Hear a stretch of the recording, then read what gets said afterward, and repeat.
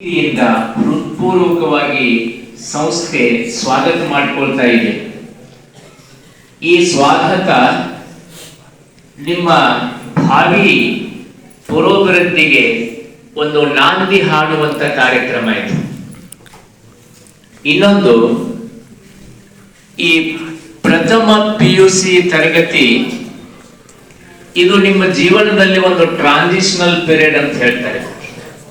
ಒಂದು ಸ್ಥಿತ್ಯಂತರ ಕಾಲ ಅಥವಾ ಪರ್ವ ಕಾಲ ಅಂತ ಹೇಳ್ಬೋದು. ಯಾಕೆಂದ್ರೆ ಈ PUC ಫಸ್ಟ್ ಇಯರ್ ಮತ್ತು ಸೆಕೆಂಡ್ ಇಯರ್ ಕಾಲ ಏನಿದೆ, ಈ ಅವಧಿಯಲ್ಲಿ ನೀವು ದೊಡ್ಡವರಂದ್ರೆ ದೊಡ್ಡವರನ್ನಕ್ಕೂ ಬರಂಗಿಲ್ಲ, ಸಣ್ಣವರಂದ್ರೆ ಸಣ್ಣವರನ್ನಕ್ಕೂ ಬರಂಗಿಲ್ಲ. ದಡ ದೊಡ್ಡವರು ಅಲ್ಲ, ದಡ ಸಣ್ಣವರು ಅಲ್ಲ. ಅದಕ್ಕೆ ನಿಮ್ಮ ಜೀವನದಲ್ಲಿ, ಪ್ರತಿಯೊಬ್ಬರ ಜೀವನದಲ್ಲಿ ಇದನ್ನ ಟೀನೇಜ್ ಅಂತ ಕರೀತಾರೆ. ಇದು ಸ್ಥಿತ್ಯಂತರ ಕಾಲ. ಈ ಅವಧಿಯಲ್ಲಿ ನಿಮ್ಮ ಮನಸ್ಸುಗಳು ಕೆಲವು ಕ್ಷಣ ದೊಡ್ಡವರಂತೆ ಆಲೋಚನೆ ಮಾಡ್ತವೆ, ಇನ್ನು ಕೆಲವು ಕ್ಷಣ ಚಿಕ್ಕ ಮಕ್ಕಳಂತೆ ಆಲೋಚನೆ ಮಾಡ್ತವೆ. ಹೀಗಾಗಿ ಈ ಅವಧಿಯಲ್ಲಿ ನಿಮಗೆ ನೀವೇ ಅರ್ಥವಾಗಲಾರ್ದಂತ ಅನೇಕ ಸಂದಿಗ್ಧಗಳಲ್ಲಿ ಸಿಕ್ಕಾಕೊಳ್ತೀರ. ಬಹುಶಃ ಇದನ್ನ ನಾವೆಲ್ಲರೂ ನಮ್ಮ ಜೀವನದಲ್ಲಿ ಅನುಭವಿಸಿರ್ತೀವಿ. ಫಸ್ಟ್ ಇಯರ್ ಸೆಕೆಂಡ್ ಇಯರ್ ಈ ಕಾಲ ನಿಮಗೆ ನೀವೇ ಏನನ್ನೋದು ಅರ್ಥ ಆಗಲಾರ್ದಂತ ಕಾಲ ಇದೆ. ಆದ್ದರಿಂದ ಈ ಅವಧಿಯಲ್ಲಿ ನಿಮಗೆ ಸೂಕ್ತವಾದಂತ ಮಾರ್ಗದರ್ಶನ, ನಿಮಗೆ ಒಂದು ಅಶ್ಯೂರೆನ್ಸ್ ಕೊಡ್ತಕ್ಕಂಥ ವಾತಾವರಣ.